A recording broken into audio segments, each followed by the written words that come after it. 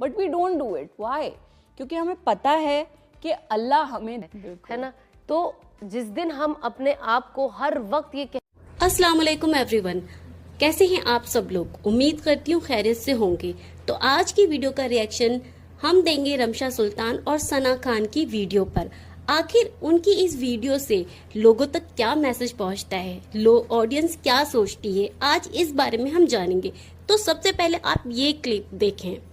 और उस वक्त अल्लाह को अपने बंदों पर बहुत ज्यादा प्यार आ रहा होता है एंड अल्लाह फरिश्तों से फरमाता है कि देखो मेरे बंदे के सामने सारी चीजें रखी हैं पर वो नहीं खा रहा। दुनिया की हर नेमत है और वो नहीं खा रहा। क्यों? क्योंकि वो मेरी रजामंदी का इंतजार कर रहा है। सो एक बहुत खूबसूरत ये लम्हा है and it's the beauty of our दीन कि हम अल्लाह की इजाजत के बगैर कुछ नहीं करते। चाहे हमारे सामने वो चीज रखी हो, एक टेम्पटेशन है, पूरे दिन नहीं खाना खाया, ऑफ कोर्स हमारे सामने खाना रखा है, इट्स टेम्पटिंग, भूख लग रही है और मन कर रहा है कि कुछ खा लें, प्यास लग रही है, मन कर रहा है शरबत पी लें, पर जब तक इफ्तार का वक्त नहीं होता हम उसे छूते भी नहीं हैं। And that's the beauty of our religion. हमारा ईमान अल्लाह पर इतना पुख्ता है। एंड अगेन हम पूरे दिन में चाहें तो छुपकर कुछ भी खा सकते हैं, पी सकते हैं, किसी को नहीं पता लगेगा। दिन में कितने मौके ऐसे आते हैं, इंसान कुछ नहीं तो कहीं कोने में जाके कुछ खा पी सकता है, but we don't do it. Why? क्योंकि हमें पता है कि अल्लाह हमें देख रहा है और यही हमारे दीन की खूबसूरती है। सो रमज़ान की ये छोटी छोटी बातें हैं, अगर इंसान इन पे गौर करे तो उसे खुद फील होगा कि अल्लाह ने हमें इस ईमान की नेमत से जो नवाजा है वो कितना बड़ा तोहफा है अल्लाह की तरफ से। बिल्कुल। और जैसे कि कहते कि हम जब कहते रमज़ान में ये चीज़ करते वक्त कि अल्लाह हमें देख रहा है, ये हमें वही सिखाता है कि जब आप कोई गुनाह भी करे तो कोई देख रहा हो या नहीं देख रहा हो, आप एक चीज़ याद रखें कि अल्लाह आपको देख रहा है ना। तो जिस दिन हम अपने आप को हर वक्त ये कहना शुरू कर दे कि अल्लाह मुझे देख रहा है, अल्लाह मुझे देख रहा है, मैं ये कह दूंगी अल्लाह मुझे सुन रहा है, अल्लाह मुझे ये चीज़ करते हुए देख रहा है, यहाँ पे अंधेरा में कोई मुझे नहीं देख पा रहा है लेकिन अल्लाह तो देख रहा है ना। अगर ये जो चीज़ है ना, बस ये दो वर्ड, अल्लाह मुझे देख रहा है, 3 वर्ड, मतलब ये एक चीज़ अगर हम अपने जहन में बिठा ले, हम एक बेहतर इंसान नहीं बन जाएंगे। एंड यही चीज़, क्योंकि रमज़ान में हर वक्त ही हम अपने आप को बोलते रहते हैं, जैसे भी आपने कहा, तो अगर यही चीज़ हम बाकी के भी 11 महीने कंटिन्यू करें तो लाइफ कितनी आसान हो सकती है। बिल्कुल। Ramzan is like a training month. Yes. कि अगर हम इतना डिसिप्लिन रमज़ान में हो सकते हैं, दैट मीन्स हम बाकी के साल भी इतना ही डिसिप्लिन हो सकते हैं। एंड हर किसी को अपने आप से एक ही सवाल करना चाहिए, क्योंकि शैतान और ये दुनिया तो हमें यही बताएगी कि भाई आप बिजी हो, बिजी हो, बिजी हो।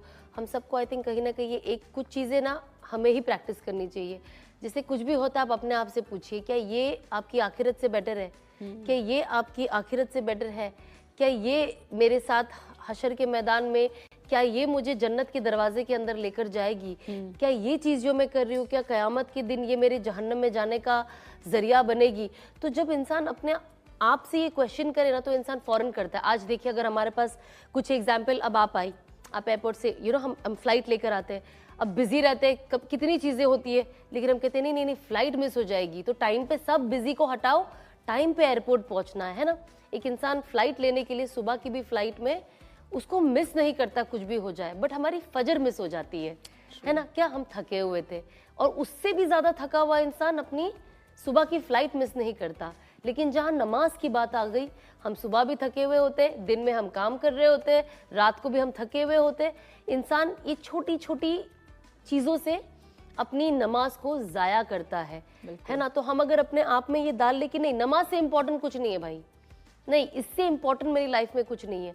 आजकल जो भी चीज़ होती है, एटलीस्ट जब मैं प्रैक्टिस करती हूँ तो मैंने कुछ सवाल अपने लिए बांध लिए हैं। सो मैं अपनी नमाज की पाबंदी का क्रेडिट पूरा अपने पेरेंट्स को देना चाहूँगी। एंड मेरे फादर मेरी मदर को बोलते थे कि जब आपका बच्चा सुबह फजर में सो रहा है एंड आपको उस पर प्यार आ रहा है, देखिए तब मतलब इतने आराम से मेरा बच्चा सो रहा है, कितना थका हुआ है, इसको रहने देती हूँ, नहीं उठाती, और आप उसके ऊपर कंबल डाल रहे हो, एक्चुअल में आप उसके ऊपर आग का कंबल डाल रहे हो, आप उसके ऊपर आग डाल रहे हो। क्या आप बर्दाश्त करोगे कि आपका बच्चा जले?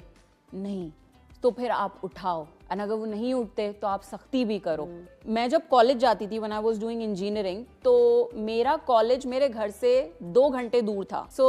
और वापसी में भी 2 घंटे लगते थे आने में। 9 to 5 कॉलेज एंड 2 घंटे जाना, 2 घंटे आना। सो ऑफ कोर्स फजर पढ़ के जाती थी, जोहर फिर मैं लंच ब्रेक में पढ़ती थी, असर मोस्टली मेरा कॉलेज ओवर हो गया होता था, तो just before catching my cab मैं वुजू करके असर की नमाज पढ़ती थी। एंड मगरिब मेरी हमेशा बहुत ट्रिकी होती थी क्योंकि वो रास्ते में पढ़ती थी।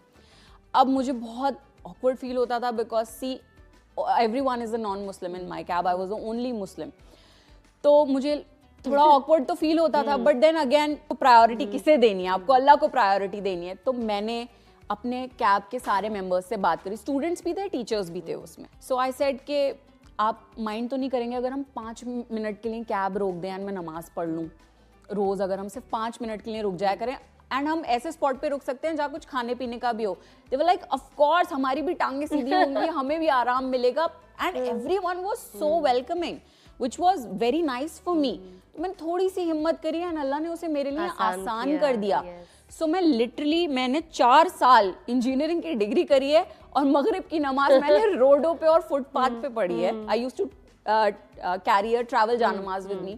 कभी कभार भूल गई तो इवन इन कॉलेज हैंकी बिछाया सजदे की जगह पे एंड मैंने नमाज पढ़ ली। मैंने अपनी तरफ से बेस्ट ट्राई किया। एंड आई होप ये जो मैंने छोटी सी बातें बताई, it's not to show off, it's to inspire students and also working professionals कि आप चाहें तो आप पढ़ सकते हैं नमाज। Even in working situations, you are in a corporate setting, you have work, talk to your boss, या फिर अगर आपकी मीटिंग चल रही है, just excuse 5 minutes and even if you ask them कि मैं नमाज पढ़ लूं, they actually offer you a different space to pray. Just say it. लोगों से डरने से ज्यादा अल्लाह से डरो एंड बी मोर लॉयल। बहुत बहुत प्यारी बातें रमशा सुल्तान ने और सना खान ने हमारे साथ शेयर की हैं। इस वीडियो से लोगों के पास क्या मैसेज पहुंचता है, उनकी ऑडियंस के पास क्या मैसेज पहुंचता है, इस वीडियो से अगर मैं बात करूं अपनी एज अ ऑडियंस, तो मुझे भी ऐसा लगता है कि बच्चों को तालीम शुरू से ही देना शुरू कर देनी चाहिए, क्योंकि बच्चों का स्कूल सबसे पहले उसका घर ही होता है और घर से ही बच्चों को दीन सिखाना शुरू करना चाहिए।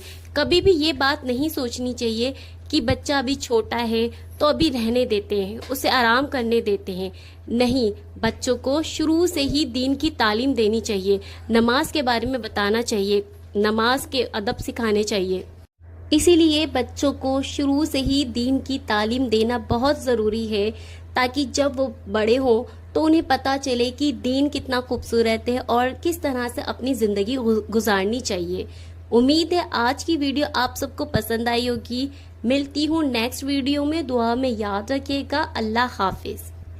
और जो भी न्यू है तो प्लीज़ चैनल को लाइक शेयर सब्सक्राइब ज़रूर करिएगा। और मैं आप सबका दिल से शुक्रिया अदा करती हूँ क्योंकि आपने मेरी पिछली वीडियो को काफ़ी प्यार दिया है, तो प्लीज़ इसी तरह से मेरी वीडियो को पसंद करते रहिएगा।